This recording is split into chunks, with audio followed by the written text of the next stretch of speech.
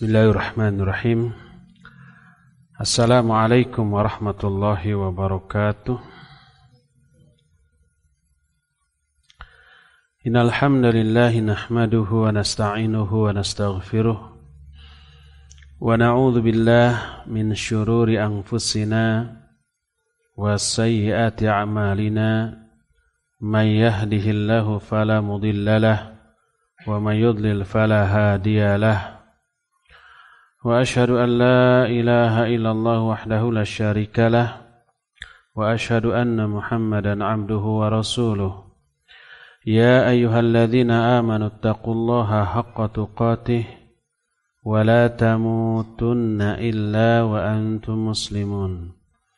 Ya ayyuhan nasu taqu rabbakumul ladzi khalaqakum min nafsin wahidah wa khalaqa minha zawjaha وبث منهما رجالا كثيرا ونساء واتقوا الله الذي تساءلون به والأرحام إن الله كان عليكم رقيبا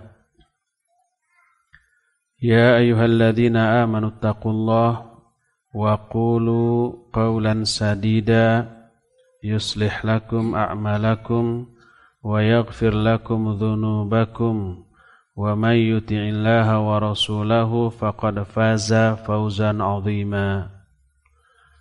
أما بعد فإن أصدق الحديث كتاب الله وخير الهدي هدي محمد صلى الله عليه وآله وسلم وشر الأمور محدثاتها وكل محدثة بدعة wa kulla bid'atin dhalalah wa kulla dhalalatin finnar. Ikhwati fillah, baik hadirin yang ada di Masjid Al-Furqan ini ataupun para pendengar Roja Cilengsi untuk Jabodetabek dan sekitarnya di 756 AM, Roja Bandung di 1476 AM, Raja Lampung di 91,1 FM, Raja Berau 95,1 FM, Tanjung Pinang 96 FM, Raja Pontianak 101,4 FM, Radio Rai Padang 95,1 FM, dan Radio Albayan Cianjur 107,7 FM. Di mana saja Anda berada semuanya, juga para pemirsa TV Roja di mana saja Anda berada, juga para pendengar melalui streaming Radio Roja manapun. Alhamdulillah, sore ini kembali kita berjumpa untuk melanjutkan kajian Tauhid yang pada Jumat yang lalu pembahasan kita sudah sampai pada bab khauf. Kemarin kita sudah membahas salah satu dalil tentang khauf, yaitu At-Taubah 18. Sekarang kita lanjut kepada dalil berikutnya yang juga diambil dari Al-Quran. Dalil ini bisa kita dapati dalam surah Al-Ankabut ayat yang ke-10. Allah berfirman, "Wa minan nasi may yaqulu amanna billah fa idza udhiya fillah ja'ala fitnatan nas ka'adzabillah." Kata Allah, di antara manusia ada orang yang berkata, kami beriman kepada Allah, jadi ngaku iman. Tapi apabila mereka disakiti di jalan Allah, mereka menganggap fitnah dari manusia itu seperti azab Allah. Yang dimaksud mereka di dalam ayat ini adalah mereka yang keimanannya tidak sampai kepada hati. Mereka hanya berkata secara lisan mereka. Orang seperti ini keimanannya oleh Allah diungkapkan kalau bahasa kita seperti yang berada di ujung tanduk. Sedikit saja terpleset, jatuh, kemudian binasa. Tapi Al-Quran mengungkapkan dengan orang yang beribadah berada di tepi jurang. Sebagaimana firman Allah Azza wa Jalla dalam surah Al-Hajj ayat ke-11, "Wa minan nasi may ya'budullaha ala harfin fa in asabahu khairun itma'anna bih wa in asabathu fitnatun inqalaba ala wajhih." Di antara manusia ada orang yang beribadah kepada Allah di tepi, di sisi, di tepi jurang maksudnya. Kalau orang itu memperoleh kebaikan dengan keimanannya, baik memperoleh rizki, memperoleh jabatan, kekuasaan, pangkat, pujian, sanjungan manusia, atau kebaikan dunia yang lainnya, itma'anna bih, mereka merasa enjoy dengan hal itu. Mereka merasa tenang dengan keimanannya. Oh, ternyata keimanannya itu memberi keuntungan duniawi kepada dia. Tapi wa in asobathu fitnah, kalau keimanan yang dimilikinya itu menyebabkan dia tertimpa fitnah, maka dia pun kembali surut, berbalik ke belakang. Oleh karena itulah, maka kalau orang tersebut setelah melaksanakan sebagian dari ajaran Islam ini memperoleh reaksi dari manusia di sekeliling, baik itu dibenci, dicaci, dimaki, atau diberi gelar dengan gelar-gelar yang tanda kutip menyeramkan, disebut teroris, disebut ISIS, disebut ekstremis, atau celaan-celaan yang maknanya memojokkan, menghina, seperti disebut kayak kambing hanya karena berjenggot, kebanjiran hanya karena celananya cingkrang, disebut kalau akhwat dengan sebutan ninja lalu diplesetkan dengan tinja, atau disebut kalau di daerah Sunda babegig sawah.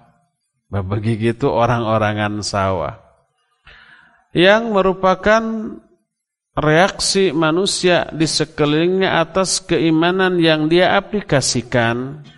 Maka orang dengan kualitas keimanan yang minim tadi, mereka kembali surut ke belakang. Mereka menganggap fitnah manusia itu sama seperti azab Allah Azza wa Jalla.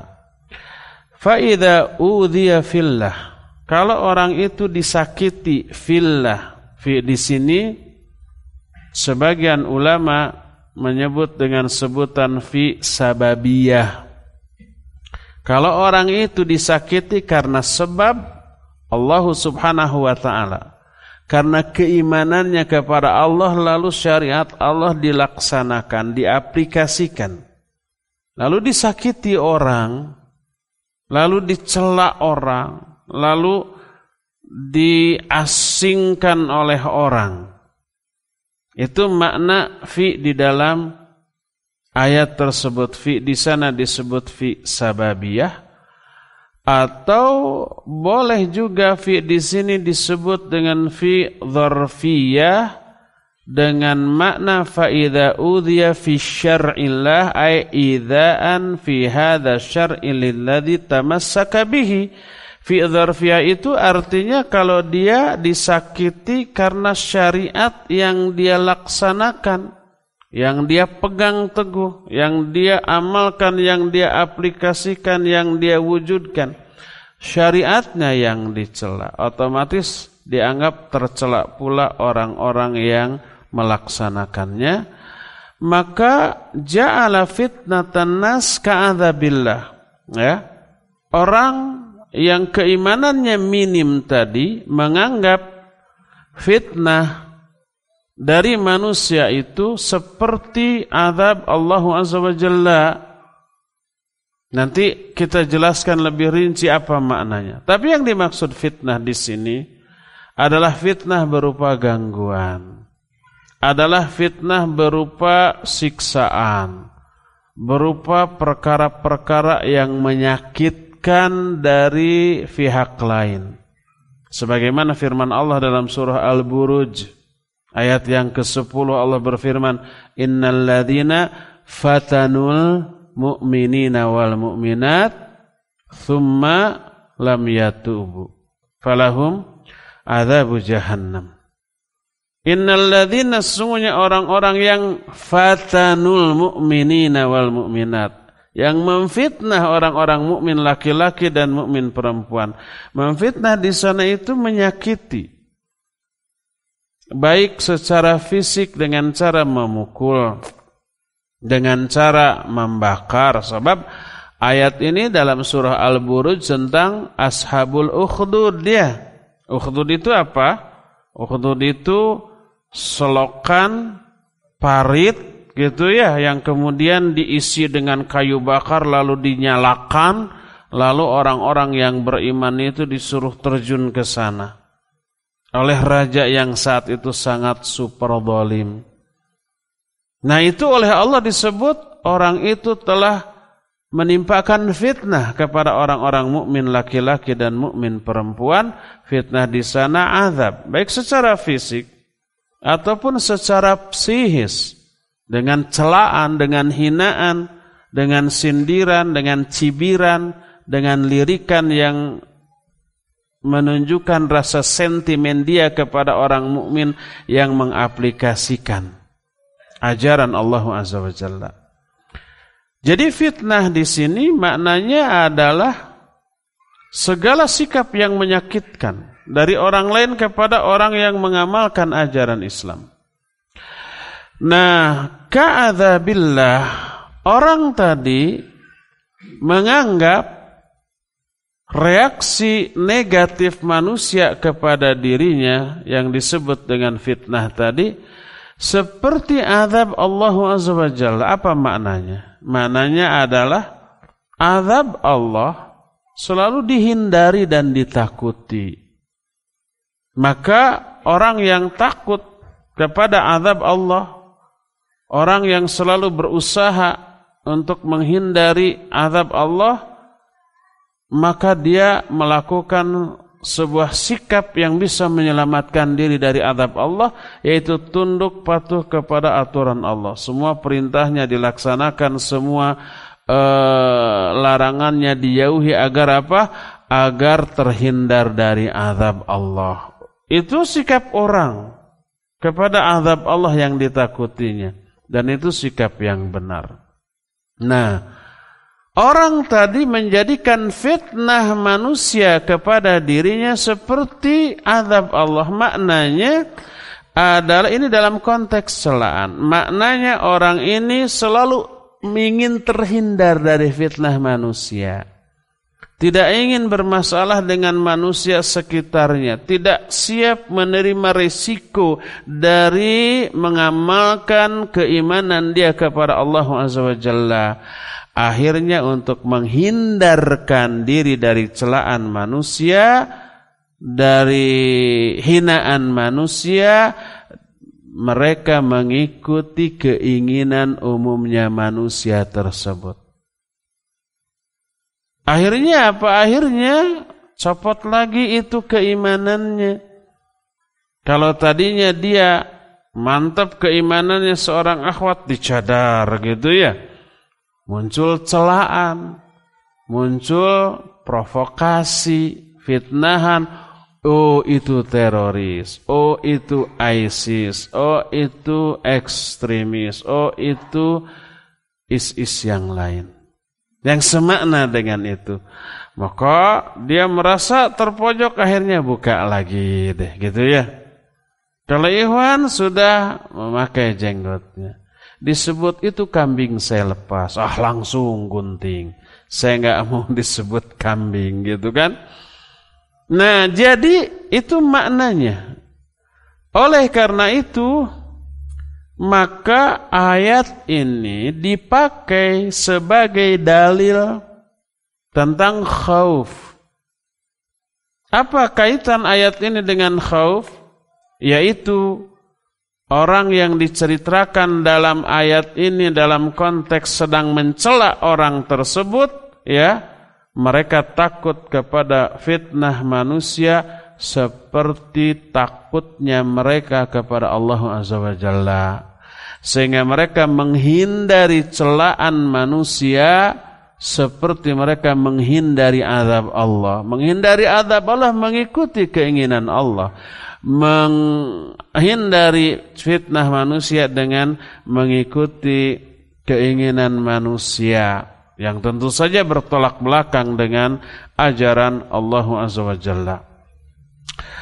Di dalam ayat ini terkandung hikmah yang sangat agung, yaitu bahwa Allah Azza wa Jalla pasti akan memberikan ujian kepada hamba-Nya sesuai dengan kadar keimanan yang dimiliki oleh hamba tersebut.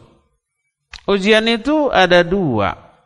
Pertama, ujiannya berupa apa yang Allah takdirkan terhadap hamba itu berupa kesusahan, penderitaan yang bukan berupa gangguan dari manusia lain. Mungkin karena keterpurukan ekonomi, mungkin karena bencana alam, mungkin karena hal-hal yang bersifat alami, bukan bersifat gangguan manusia.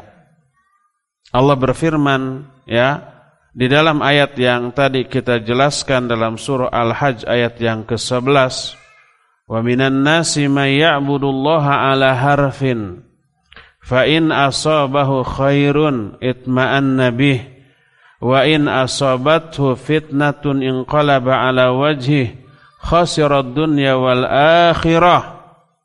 Kata Allah Azza wa Jalla, di antara manusia ada orang yang beribadah kepada Allah di tepi dengan berada posisi di tepi jurang. Orang itu berada dalam posisi yang berbahaya. Karena apa? Karena kualitas imannya yang sangat minim. Kalau dia mengalami kebaikan, dia merasakan ketenangan dengan hal itu. Tapi kalau dia ditimpa fitnah, fitnah ini berupa umpamanya kemiskinan, kesulitan hidup, bukan berupa gangguan orang atau penyakit atau orang yang dicintai dikasihinya kemudian meninggal atau memperoleh musibah kecelakaan atau yang sejenisnya, maka dia kembali berbalik ke belakang, meninggalkan kembali amalan dari syariat Islam tersebut. Dia suudzon kepada Allah. Kok saya ibadah, saya iman, saya amal soleh, tapi kenapa nasib saya begini dan begini terus? Maka dia kembali ke belakang. Kata Allah, khasirad dunya wal akhirah. Orang itu rugi dunia, rugi akhirat. Rugi dunia karena mengalami kesengsaraan, mengalami musibah, mengalami penderitaan, ngalaman kanyeri kaperih di dunia. Di akhirat dia juga rugi karena penderitaan di dunianya dia antisipasi dengan cara yang keliru, yang salah. Dia surut lagi ke belakang. Dia berhenti lagi dari ibadah yang dilakukannya. Karena apa? Karena keimanan yang super minim tadi. Juga diterangkan dalam Al-Baqarah 155 Allah berfirman, "Wa basyiris sabirin alladzina idza asabathum musibah qalu inna lillahi wa inna ilaihi rajiun." Berikan kabar gembira kepada orang-orang yang sabar, yaitu orang yang apabila mereka ditimpa musibah.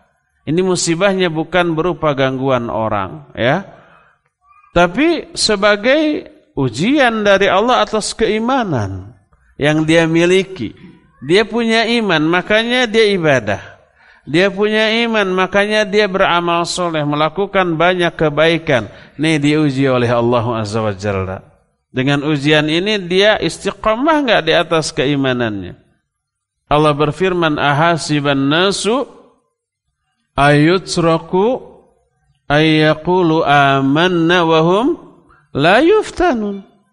Apakah manusia itu mengira bahwa mereka akan dibiarkan berkata, kami telah beriman, padahal mereka belum diuji. Rasul sallallahu alaihi wasallam bersabda, yubtalar rajul ala hasbi dini, fa in kana fi dini salabah zida lahu fil bala. Kata Rasul sallallahu alaihi wasallam, seseorang itu akan diuji berdasarkan kadar imannya. Semakin kuat imannya, semakin hebat ujian kepadanya.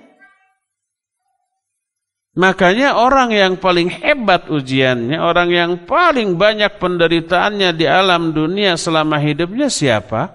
Para nabi.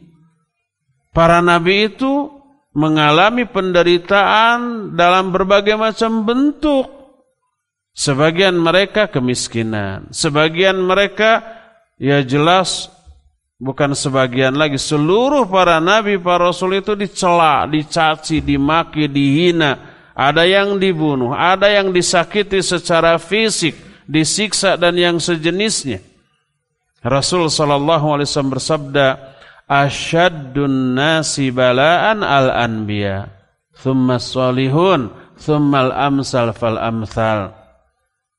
Kata Rasul sallallahu alaihi wasallam, manusia yang paling hebat ujiannya adalah para nabi. Kemudian baru orang soleh. Lalu orang di bawah itu dan seterusnya. Kenapa para nabi paling hebat ujian dan cobaannya?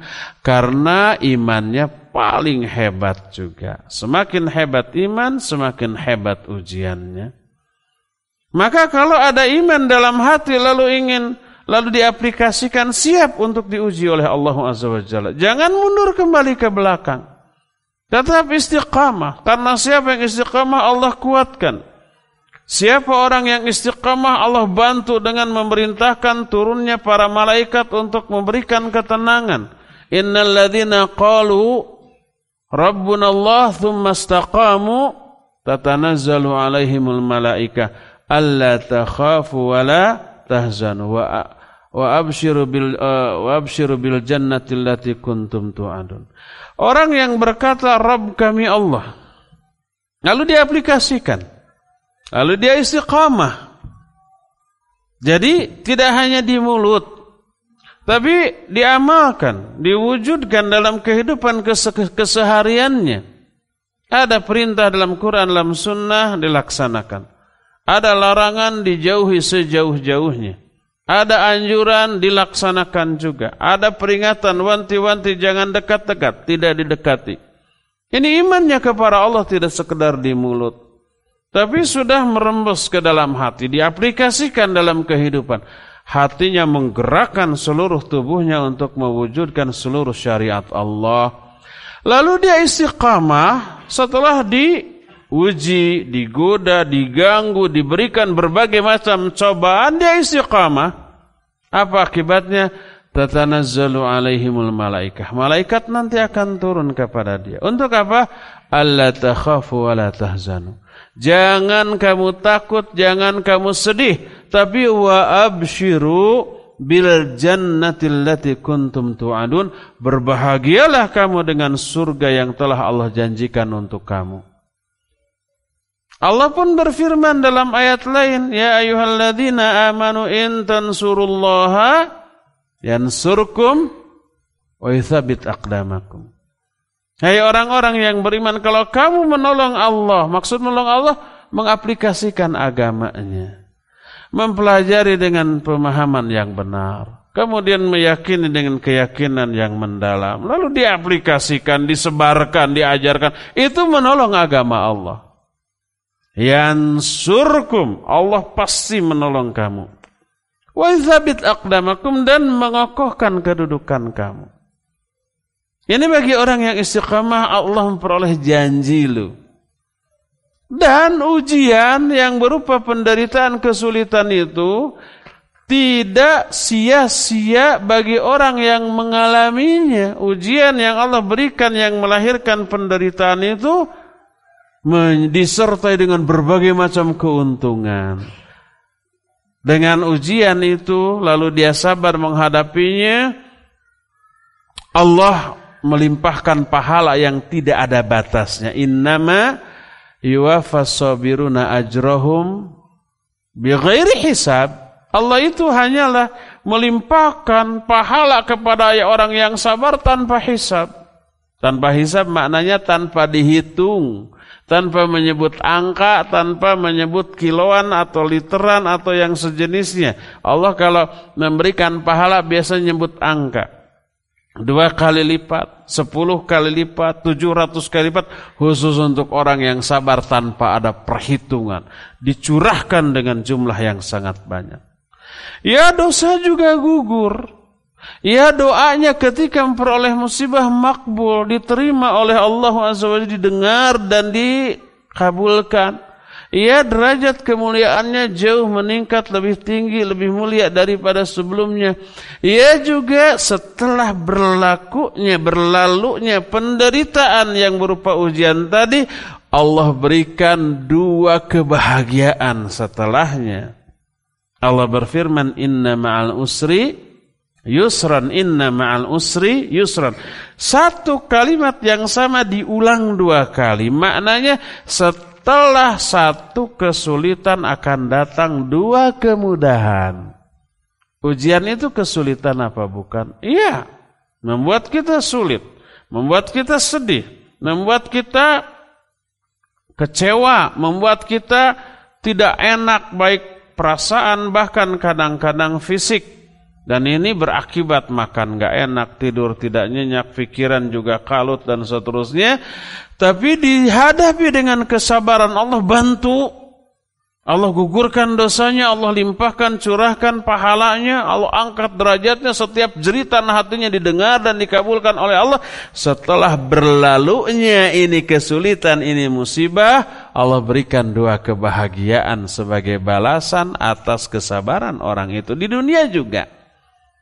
Oleh karena itulah, maka orang-orang yang sabar di dalam menghadapi ujian-ujian, ya, maka Allah akan memberikan balasan yang berlipat-lipat. Bukan 2-3 kali lipat, tapi berlipat-lipat dengan berbagai macam jenis balasan dari Allah Subhanahu wa ta'ala. Ya. Jadi ayat tadi menunjukkan siapa yang beriman, siaplah dia untuk diuji. Baik ujiannya, ujian yang langsung datang dari Allah, bukan karena gangguan manusia ataupun yang lain. Jadi itu yang pertama, ya. Yang pertama, ujian dari Allah berupa mungkin langsung dari Allah, tidak berupa gangguan manusia. Yang kedua adalah ujian, cobaan kepada orang beriman yang mengaplikasikan keimanannya dalam bentuk hinaan dari manusia, gangguan dari manusia, celaan dari manusia, baik gangguan fisik ataupun psikis.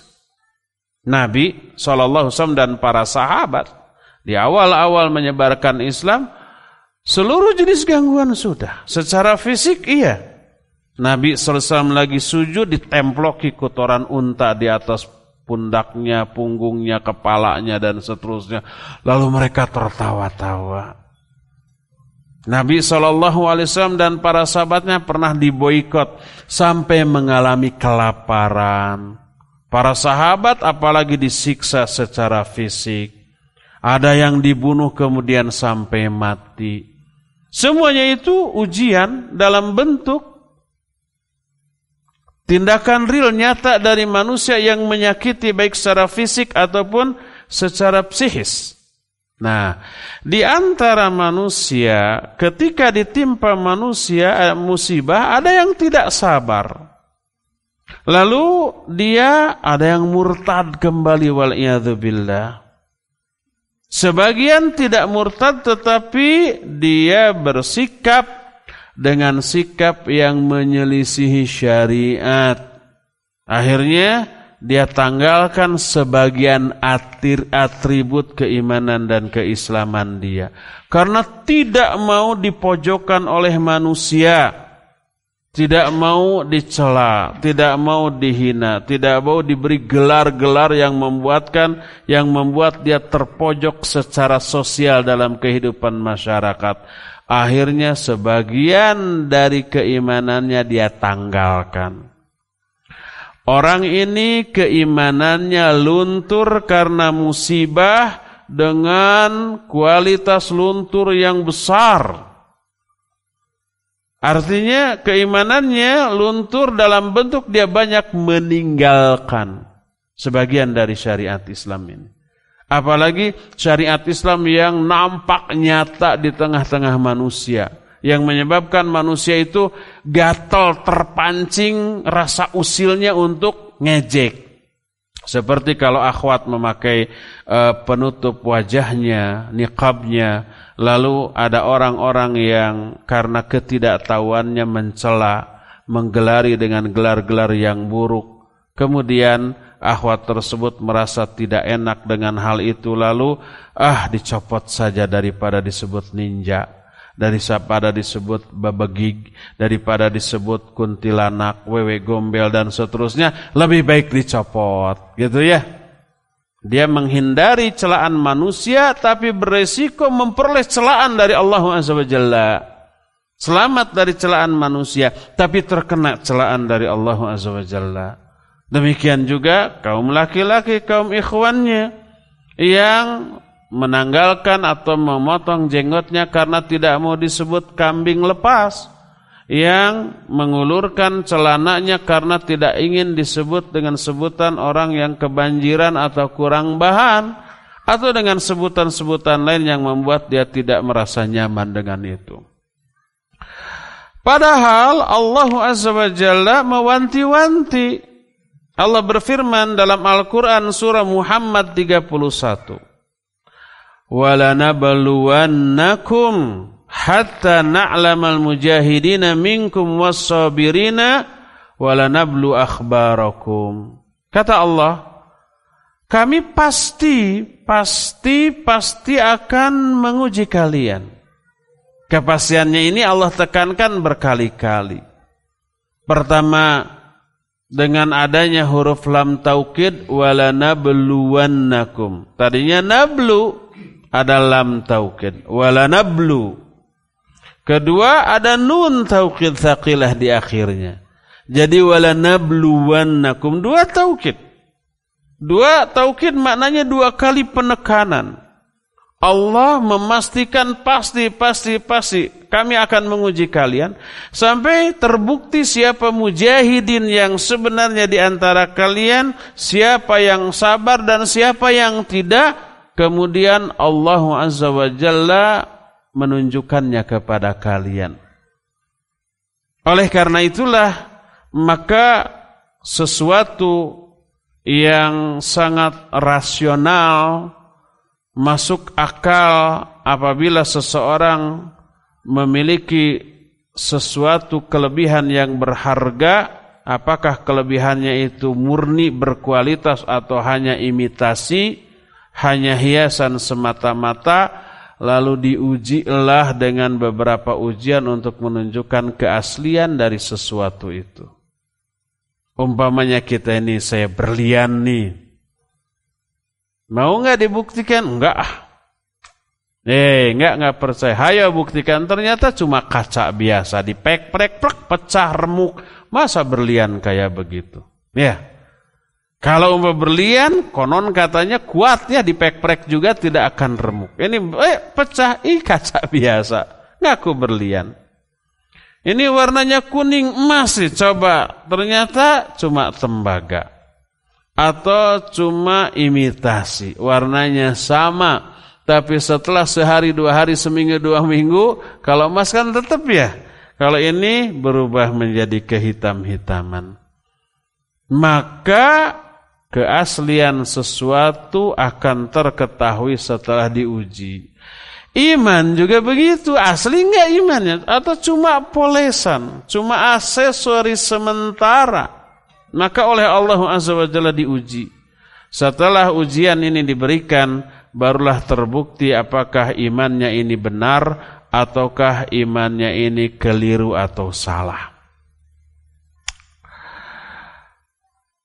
Setelah itu, sebagai kelanjutan dari ayat tadi belum tuntas, yang menyatakan wa minan nasi may yaqulu amanna billah fa idza udhiya fillah ja'ala fitnatan nas ka'adzabillah. Di antara manusia ada orang yang berkata, kami iman kepada Allah. Maka apabila mereka disakiti di jalan Allah, mereka menjadikan fitnah manusia itu seperti azab Allah. Maknanya mereka menghadapi fitnah manusia seperti mereka menghadapi azab Allah. Dihindari, tidak mau dicela, tidak mau dihina, tidak mau disakiti dengan cara menanggalkan aksesoris atau wujud dari keimanannya. Lalu Allah melanjutkan, wala in jaa nasru mir rabbik la yaqulunna inna kunna ma'akum awalaysallahu bi'alama bima fi suduril alamin. Kata Allah, apabila datang kepada mereka pertolongan dari Rabbmu, pertolongan dari Allah, mereka berkata, kami juga bersama-sama kamu. Bukankah Allah lebih mengetahui apa yang ada dalam dada-dada seluruh makhluk? Dulu mereka mengklaim bahwa celaan manusia, gangguan manusia itu karena keimanan yang mereka miliki. Lalu datang turun ayat tentang perang.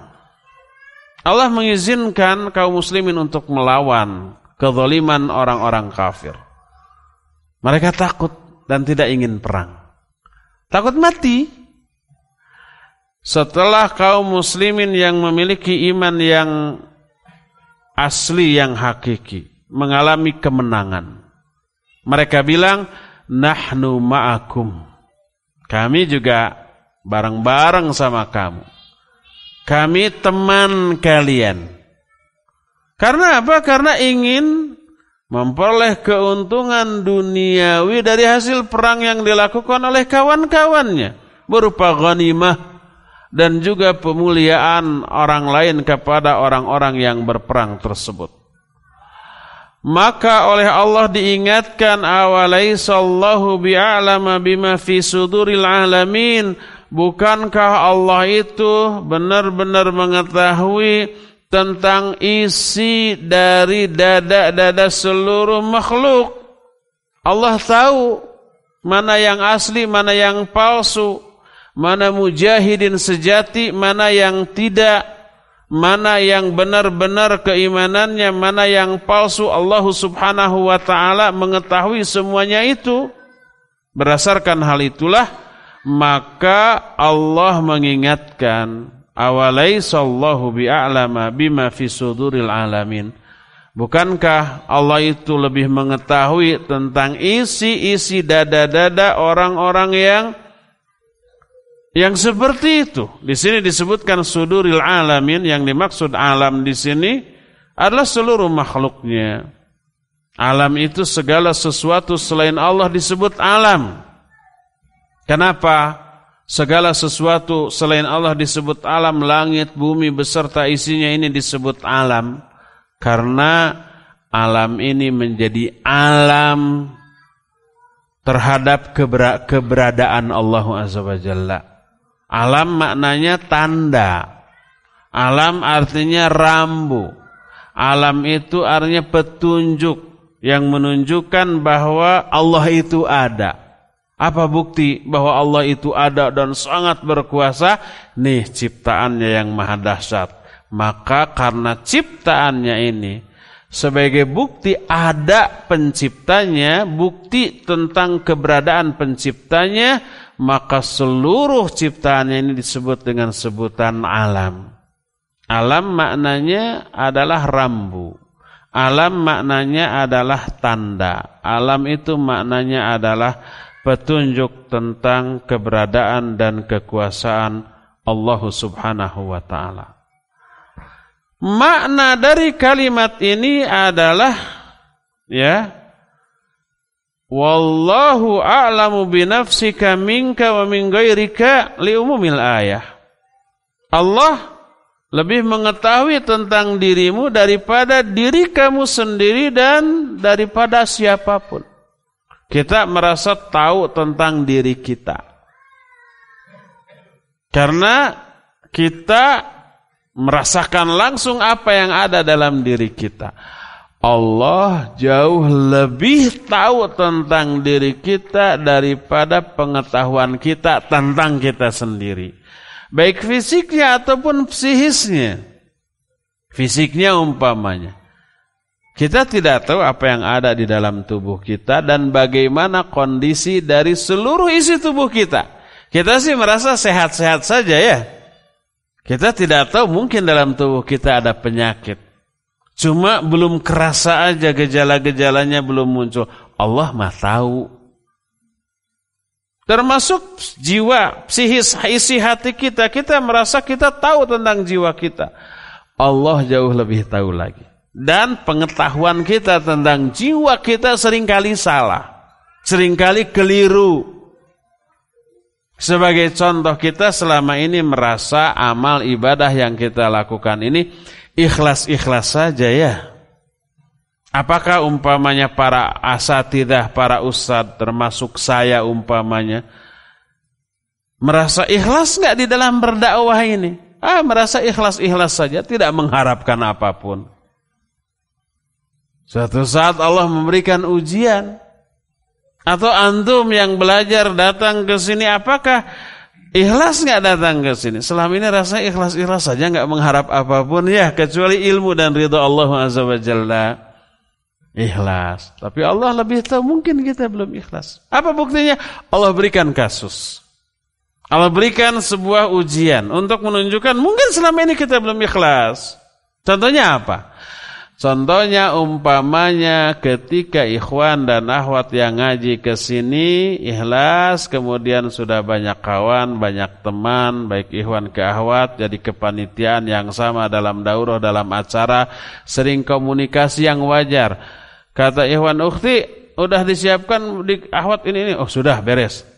Akhwat juga begitu. Sudah dihubungi ustadznya, beres semua. Nah, baru mulai muncul ada rasa senang ketika komunikasi itu berjalan. Ketika suatu saat, ikhwan, akhi umpamanya, sudah siap di sana? Oh sudah didelegasikan. Loh kok didelegasikan? Akhi sendiri datang enggak? Afwan, ana enggak bisa datang. Duk, kecewa. Aduh, enggak semangat lagi ngajinya, si akhinya enggak ada. Nah, di SMS lagi, kenapa enggak datang, kan ngaji penting? Afwan, ana mau nadhar ahwat. Wah, langsung sudah saya enggak mau ngaji-ngaji lagi deh. Terujilah selama ini ngajinya karena apa sih? Karena Allah tuh, karena ikhwan itu. Ya. Ikhwan juga sebaliknya seperti itu.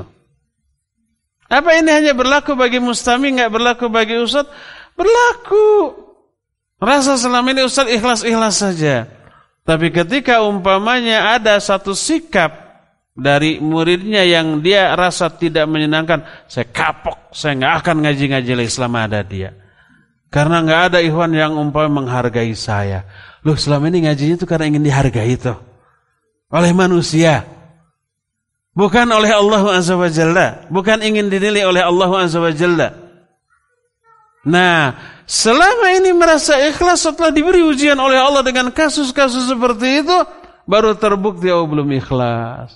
Ngajinya masih ingin dihargai orang, ngajinya masih ingin dianggap oleh orang, masih ingin diberi apresiasi, yang apabila apresiasi dari orang itu yang kita harapkan tidak kita peroleh, kecewa. Enggak semangat ngajinya juga. Sebab apa? Ikhwan seolah-olah enggak menghargai saya, sudah capek-capek ngajar, enggak ada harganya sama sekali. Oh, ternyata kalau begitu niat ngajarnya apa? Ingin dihargai. Ya jelas-jelas ada karena Allahnya, tapi tidak 100%. Andai ada niat lain selain ridho Allah di dalam ibadah, ingat Allah berfirman, Ana agna syurakai ani syirki, Faman 'amila 'amalan asyraka fihi ma'i ghairi taraktuhu wa syirkahu. Aku ini, kata Allah, zat yang paling tidak membutuhkan sekutu. Maka siapa orang yang mengamalkan satu amalan, tapi dia menyekutukan aku dalam amalan itu dengan yang lainnya, dia niatnya 99% untukku, tapi ada 1% untuk yang lain. Disekutukan aku dengan yang lain. Aku tinggalkan dia, aku tinggalkan sekutunya, amalannya tidak diterima, ditolak oleh Allah SWT. Allah lebih tahu ikhlas tidaknya ibadah seorang hamba. Lihat, iblis laknatullahi alaih. Mereka, dia ibadah dengan ibadah yang hebat. Saking hebatnya, malaikat juga kalah kualitas ibadahnya. Menjelunjup kan? Dan hanya Allah yang tahu. Mungkin dia merasa ikhlas. Lalu diberi kasus, diciptakan Adam. Lalu disuruh sujud. Malaikat yang selama ini ibadahnya lurus-lurus saja, lempeng-lempeng aja, enggak banyak komentar. Suruh sujud, langsung sujud. Karena iblis ada ketakaburan dengan ibadahnya. Nanti dulu, saya enggak mau sujud. Saya lebih baik dari dia. Saya diciptakan dari api, dia diciptakan dari tanah. Mulai terbongkar ketidakikhlasannya. Ya, Allah lebih tahu kondisi jiwa setiap makhluk daripada makhluk itu sendiri tentang dirinya. Allah lebih tahu isi hati kita, isi jiwa kita, dan bagaimana keadaan jiwa kita dibanding pengetahuan kita tentang jiwa kita sendiri. Allah menyatakan dalam ayat ini, awalaysallahu bi'alama bima fi suduril alamin. Bukankah Allah lebih mengetahui terhadap isi dada-dada seluruh makhluk, termasuk daripada makhluk itu sendiri. Berkata Syekh Al-Utsaimin, wa fil ayati tahdhirum min ayaqulal insanu khilafa ma fi qalbihi. Di dalam ayat ini terkandung tahdzir, wanti-wanti, warning, peringatan, larangan, jangan sampai seseorang berbicara dengan apa yang tidak ada di dalam hatinya. Lain di mulut, lain di hati. Tadi ayat ini menyatakan wa minan nasi may yaqulu amana billah. Di antara manusia ada yang mulutnya mengucapkan kami iman kepada Allah, tapi iman itu sebenarnya belum ada dalam hatinya. Tidak boleh. Itu karakteristik Arab Badui. Seperti yang dicelangkan dalam Al-Hujurat ayat yang ke-14. Allahu Azza wa Jalla dalam ayat itu menyatakan wa qalatil a'rabu amanna qul lam tu'minu walakin qulu aslamna walamma yadkhulul imanu fi qulubikum. Berkata orang Arab Badui, kami telah beriman. Kata Allah, katakan olehmu, hai Muhammad, kalian belum beriman, tapi katakanlah kami sudah Islam, karena iman itu belum masuk ke dalam hatimu. Orang yang imannya hanya di mulut, belum masuk ke dalam hati, ya, dia sudah beramal secara zahir, tetapi hatinya tidak ikut.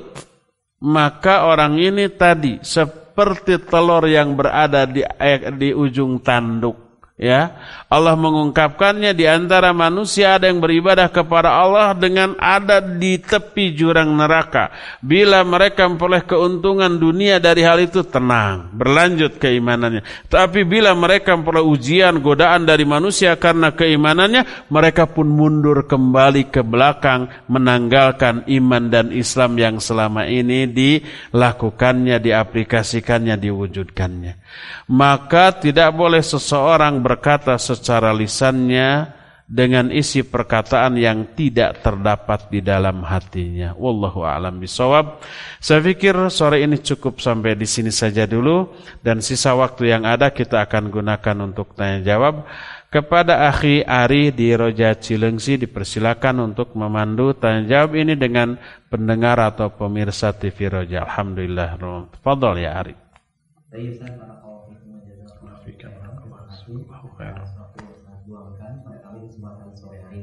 Dan berikutnya kami mengundang Anda pada Islam radio dan dimanapun Anda berada.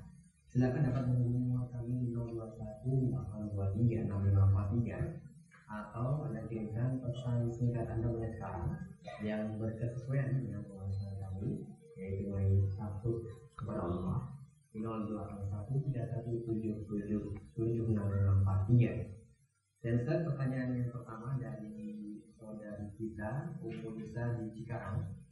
Pertanyaannya sebagai berikut, Ustaz, bapak saya ketika masih hidup masih percaya pada hari baik ketika menikahkan seseorang, serta biasa mencuci keris pada hari tertentu. Apakah ini merupakan perbuatan syirik? Dan jika menjelang ajal dia keluarga tidak ada yang mentalkinkan, bagaimana kita mendoakannya? Jazakallahu khairan. Iya, wa jazakillahu khaira Ummu Nisa di Cikarang. Barakallahu fiik. Taib. Orang yang mempercayai hari buruk dan hari baik tanpa alasan rasional. Kita sudah jelaskan itu tatoyur.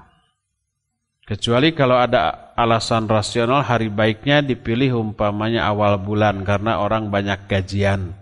Ya, itu mah nggak apa-apa, ada alasan rasional. Atau hari baiknya umpamanya dilihat cuaca, kalau umpamanya cerah berarti baik. Maka boleh kalau itu. Kalau mendung enggak, jangan buruk. Nanti hajatannya enggak didatangi orang karena terhalang hujan dan banjir. Ini hari yang enggak bagus untuk hajatan. Boleh karena ada alasan apa? Rasional. Tapi kalau alasannya bukan itu, ya, tidak ada alasan rasional, ini tanggal sekian wage atau kliwon, ini enggak bagus umpamanya, tapi enggak ada alasan rasional, maka itu tatoyur. Tatoyur hanya menimpakan kesialan kepada sesuatu, baik itu waktu, kejadian atau apapun yang tidak ada alasan rasionalnya dan tidak ada nas syar'i tentang hal itu, maka itu tatoyur. Tatoyur termasuk syirik kecil. Pelakunya kalau dia muslim tetap di atas keislamannya, tapi seorang muslim yang berdosa besar. Termasuk juga memandikan keris yang memiliki jimat. Ini termasuk juga apa? Perbuatan syirik. Karena apa? Karena jimat juga sudah kita jelaskan. Baik itu berupa keris, batu ali, ataupun kertas yang dilipat-lipat yang di sana ada tulisan-tulisan tertentu. Itu juga sudah kita bahas. Namanya tamimah yang jamaknya tamaim. Orang yang melakukan itu juga terjerumus dalam syirik kecil. Pelakunya tetap muslim, tapi muslim yang berdosa besar. Kalau ketika ajalnya orang itu tidak ada yang mentalkinkan dan mati dalam keadaan demikian, bagaimana sikap kita sebagai anaknya? Perlakukan itu sebagai ayah yang mati dalam keadaan muslim yang berdosa besar. Boleh enggak didoakan? Harus didoakan. Doakan ampunan, doakan rahmat, jadilah anak yang soleh. Karena anak yang soleh insya Allah bisa membantu orang tuanya di akhirat nanti. Doa orang yang soleh itu sampai bagi orang tuanya di alam baka di sana. Allah akan mengabulkannya. Jadi untuk Ummun Nisa, jadilah anak yang solihah bagi kedua orang tuanya, ya. Kemudian banyaklah mendoakan ampunan, banyak mendoakan rahmat, banyak mendoakan kebaikan di alam kubur bagi bapak yang sudah meninggalkan. Karena walaupun dia melakukan perbuatan yang tadi, status dia tetap berada di atas Islam, walaupun Islam yang fasik atau zalim atau yang berdosa besar. Wallahu a'lam bishawab. Silakan lagi. Afika barakallahu. Dan kami bacakan kembali pesan singkat dari saudara kita Enda Gunawan. Ustaz, mohon nasihat tentang ciri-ciri hati yang takut pada Allah. Karena saya takut sekali saya termasuk orang-orang yang keras hatinya. Iya. Barakallahu fik Bapak penanya tadi. Bagaimana ciri orang yang takut kepada Allah Azza wa Jalla? Ciri orang yang takut kepada Allah Azza wa Jalla dari aspek hati dan perasaan dia, ya. dia akan selalu bergetar ketika nama Allah disebut. Ketika kalamnya, ucapannya dibacakan, ya, dia bertambah keimanannya. Lalu diaplikasikan dalam bentuk apa? Dia menangis dengan tangisan yang hebat ketika mengingat dosa-dosanya. Karena khawatir dosa itu mengundang murka dan azab Allah. Sedangkan azab Allah itu yang sangat kita takuti. Sangat dahsyat. Tidak bisa ditahan oleh siapapun, sekuat apapun itu makhluk. Kalau sudah diazab oleh Allah, maka pasti dia akan mengalami penderitaan yang tidak terkira. Karena itulah maka dia banyak bertobat. Dia banyak minta ampun. Dia menangis sejadi-jadinya dengan tangisan yang tidak terlarang secara syar'i. Jangan berteriak-teriak kemudian apatis. Lalu rasa takutnya juga mendorong dia untuk tunduk, taat dan patuh kepada Allah Azza wa Jalla. Semua yang Allah perintahkan dia akan lakukan. Semua yang Allah larang dia akan jauhi dengan sejauh-jauhnya. Semua yang Allah anjurkan juga dia tidak akan mengabaikannya. Dia pasti akan melakukannya. Yang fardu ataupun yang sunnah.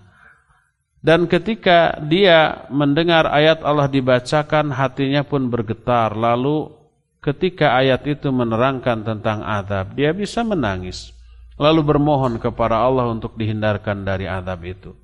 Ketika ayat yang dia dengar atau yang dia baca ayat tentang surga, tentang rahmat, dia berbahagia dan sangat tertarik, teriming-iming dengan itu. Lalu dia memohon kepada Allah agar diberikan surga dan rahmatnya. Begitulah sikap orang yang takut kepada Allah Subhanahu wa ta'ala. Wallahu a'lam. Silakan lagi.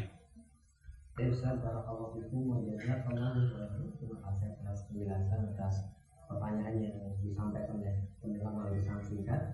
Ini kami berikan kesempatan kepada para Islam yang ingin menghubungi kami secara langsung. Silakan di 0218236543. Sebutkan nama dan alamat Anda dan sampaikan pertanyaan Anda sesuai dengan tema. Silakan. Halo. Halo, silakan. Waalaikumsalam warahmatullahi wabarakatuh. Dari Jakarta. Silakan Pak. Kamkir dari Jakarta. Terima kasih. Ada seorang yang di penjara dalam bentuk benar-benar dia taat, patuh dan takut karena di penjara. Dan kemudian dia itu belum memulangkan karena dia penjara itu mungkin korup. Orang yang sebenarnya seperti ini diterima enggak ketakutannya atau khususnya? Dan kalau belum mengembalikan uang korupnya yang seperti mulai. Terima kasih. Assalamualaikum warahmatullahi wabarakatuh. Waalaikumsalam warahmatullahi wabarakatuh. Ya, Pak Syamsir di Jakarta, barakallahu fiik. Orang yang melakukan korupsi lalu dipenjara tobat. Dia takut dengan dosanya, takut dengan azab Allah.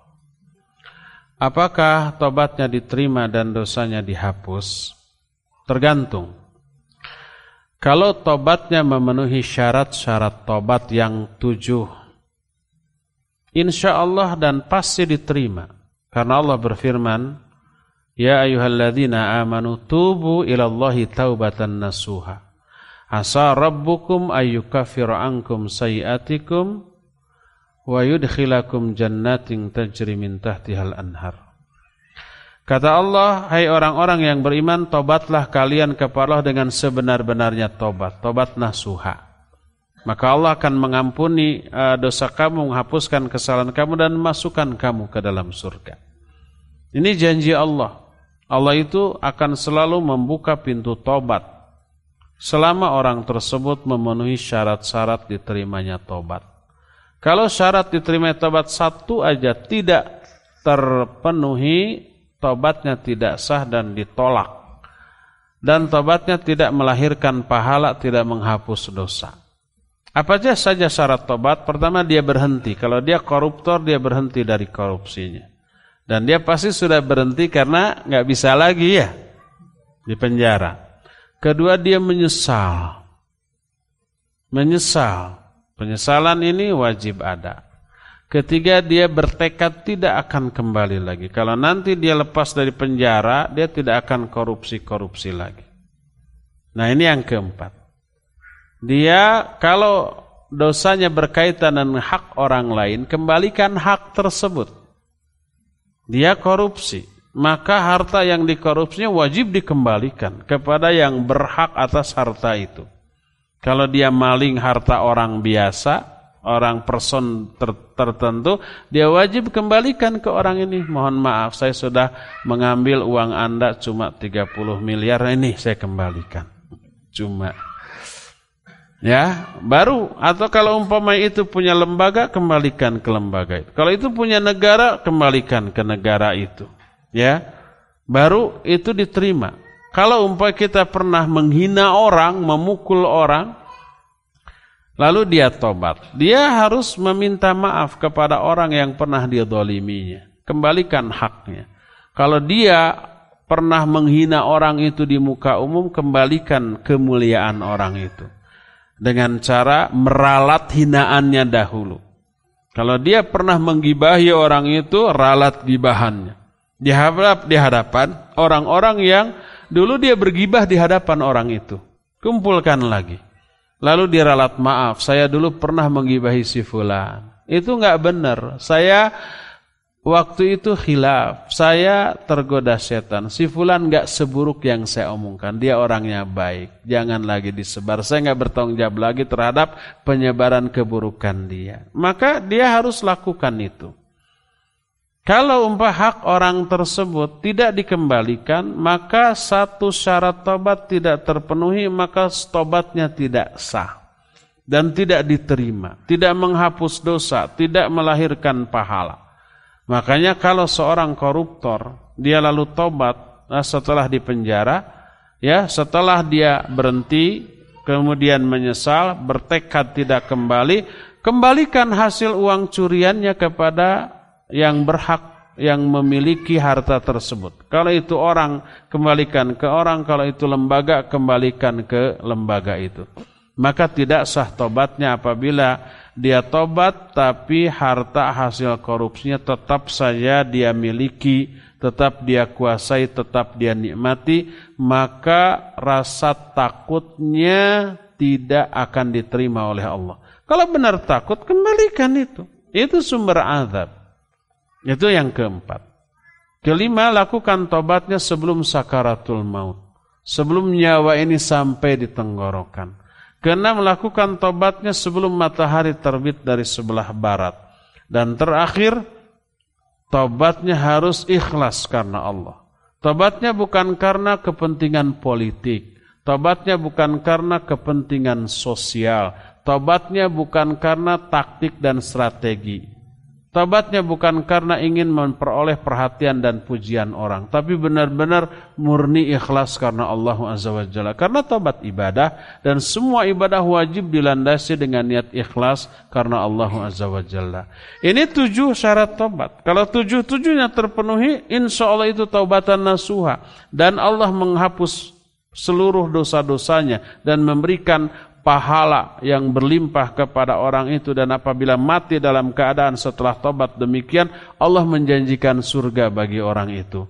Adapun kalau 1 di antara 7 tadi tidak terpenuhi, tobatnya tidak sah dan tidak akan diterima oleh Allah dan tidak akan menghapus dosa-dosanya. Wallahu a'lam. Silakan lagi Ari. Terima kasih atas penjelasan yang saya sampaikan kepada penanya tadi melalui telepon, dan kami berikan kesempatan yang kedua bagi telepon yang berikutnya di 0218236543. Halo. Halo, Assalamualaikum warahmatullahi wabarakatuh. Waalaikumsalam warahmatullahi wabarakatuh. Ibu siapa di mana, mohon maaf? Dengan Ibu Nurmaisuri di CFTV. Ibu Nurmaisuri di Akhirin, silakan. Ya, Assalamualaikum warahmatullahi wabarakatuh. Waalaikumsalam warahmatullahi wabarakatuh. Menanyakan bagaimanakah kita memelihara hati kita agar jangan berburuk sangka terhadap Allah. Terus yang kedua, apakah kalau wilayah menimpa kita itu karena kesalahan kita sendiri, apakah kita masih berpahala, Ustaz? Terima kasih. Assalamualaikum warahmatullahi wabarakatuh. Waalaikumsalam warahmatullahi wabarakatuh. Iya, mohon maaf Ari, pertanyaan kedua apa tadi? Apakah apabila kita ditimpa musibah karena kesalahan yang pernah kita lakukan, itu akan juga kita mendapatkan pahala darinya? Iya, baik. Iya, ibu yang barusan bertanya, barakallahu fik wa jazakillahu khaira. Bagaimana memelihara hati agar tidak suudzon ya kepada Allah Azza wa Jalla. Baik. Pertama, dengan lebih mengenal Allah Azza wa Jalla. Pelajari sifatnya, pelajari nama-namanya dengan penjelasan dari sumber yang terpercaya. Dari orang yang pemahaman tauhidnya lurus, ilmunya mendalam, dan amanah dalam menjelaskan masalah tauhid yang sangat penting ini. Dengan mengenal nama dan sifat Allah, maka pemahaman kita tentang Allah bakal lurus, otomatis hilang suudzon kepada Allah Azza wa Jalla, muncul rasa mahabbah atau cinta yang besar kepada Allah, yang kadar cintanya berbanding lurus dengan kadar ilmu kita tentang Allah. Muncul juga khauf, rasa takut kepada Allah, yang kadar rasa takutnya juga berbanding lurus dengan kadar ilmu kita tentang Allah. Muncul juga roja dalam arti bukan radio kita, tapi rasa harap kepada Allah, optimisme, mengharapkan pahala, keridhoannya, surganya. Muncul juga tawakal yang juga sekuat kadarnya berbanding lurus dengan ilmu kita tentang Allah. Muncul juga keikhlasan di dalam seluruh amalan. Semakin mendalam ya pengetahuan kita, ilmu kita tentang Allah, semakin besar rasa takut, rasa cinta, tawakal, ikhlas dan seterusnya kepada Allah Subhanahu wa taala. Oleh karena itulah dengan sendirinya suudzon kita kepada Allah akan hilang. Kesalahfahaman kita tentang Allah juga akan hilang. Terkikis sedikit demi sedikit dengan ilmu itu. Karena adanya kesalahfahaman kita tentang Allah, karena adanya suudzon kita kepada Allah, disebabkan karena kekurang tahuan kita tentang Allah Azza wa Jalla. Kurangnya ilmu kita tentang Allah, tentang nama-nama dan sifatnya. Oleh karena itu, langkah pertama adalah pelajari tentang asma dan sifat Allah Azza wa Jalla. Kalau tidak salah, di Radio Roja ini juga ada pembahasan sebuah kitab yang disusun oleh Syekh Abdul Razak hafizahullahu taala dengan judul Fiqih Asmaul Husna. Ya, di sana coba pelajari, coba dengarkan penjelasan tentang hal itu menambah pengetahuan kita tentang asma dan sifat Allah. Itu yang pertama. Kedua, jangan lupa banyak-banyak berdoa agar Allah membersihkan hati kita, agar Allah tidak menyesatkan hati kita, agar Allah tetap memelihara hati kita ini di atas rambu yang Allah ridhoi. Di antara doa itu dari Al-Quran, Rabbana la tuzigh qulubana ba'da idh hadaitana wa hab lana min ladunka rahmatan innaka antal wahhab. Lalu doa Allahumma ati nafsi taqwaha wa zakkiha anta khairu man zakkaha anta waliyuha wa maulaha. Ya Allah, berikan kepada hati saya ketakwaannya. Ya, kemudian sucikan hati saya. Engkaulah sebaik-baik pensuci hati. Engkaulah pelindung dan pemilik hati ini. Doa juga ya muqallibal qulub. Allahumma ya muqallibal qulub, tsabbit qalbi ala dinik. Itu doa-doa yang kita panjatkan, yang diajarkan oleh Rasul SAW untuk memelihara kebersihan jiwa kita, kesucian hati kita. Jadi yang kedua berdoa. Ketiga, banyak-banyaklah bergaul dengan orang-orang berilmu, orang-orang soleh, orang-orang ahli ibadah, agar kita terimbas, semuanya terimbas, sikapnya, ibadahnya, pemikirannya, termasuk hati kita akan lebih terpelihara, dan jauhi kawan-kawan bergaul yang akan menyeret kita kepada sikap suudzon kepada Allah. Rasul SAW menyatakan, Al-mar'u ala dini khalilih, falyanzur ahadukum may yukhalil. Seseorang itu agamanya akan dipengaruhi oleh agama kawannya. Agama yang dimaksud baik pemahaman, sikap, termasuk pengamalan. Kita bergaul dengan orang yang agamanya, pemahaman agamanya menyimpang, kita akan terbawa. Atau orang itu pemahamannya lurus tapi pengamalannya nol minus, kita juga akan terbawa malas dalam beribadah. Maka hindari pergaulan dengan orang seperti itu. Bergaulah hanya dengan orang-orang yang bisa membawa kebaikan dan menuntun kita ke arah yang lebih baik lagi daripada sebelumnya. Demikian Ibu ya, wallahu a'lam bissawab. Itu yang pertama. Yang kedua apa? Kalau seseorang memperoleh musibah karena dosa dia, karena kesalahan dia, apakah dapat pahala? Tergantung bagaimana sikap dia terhadap musibah itu, ya. Kalau dia sabar, ya, maka dia dapat pahala dari kesabaran. Musibah yang menimpa dia menghapus dosa-dosa dia sebelumnya, ya. Dan ketika dia memperoleh musibah itu dia menderita, maka berdoa kepada Allah, doanya dikabulkan. Maka pahala Allah akan berikan kepada orang itu karena kesabarannya. Sebagaimana firman Allah, innama yuwaffas sabiruna ajrahum bighairi hisab. Allah akan melimpahkan pahala kepada orang-orang yang sabar tanpa hisab. Artinya sangat-sangat banyak.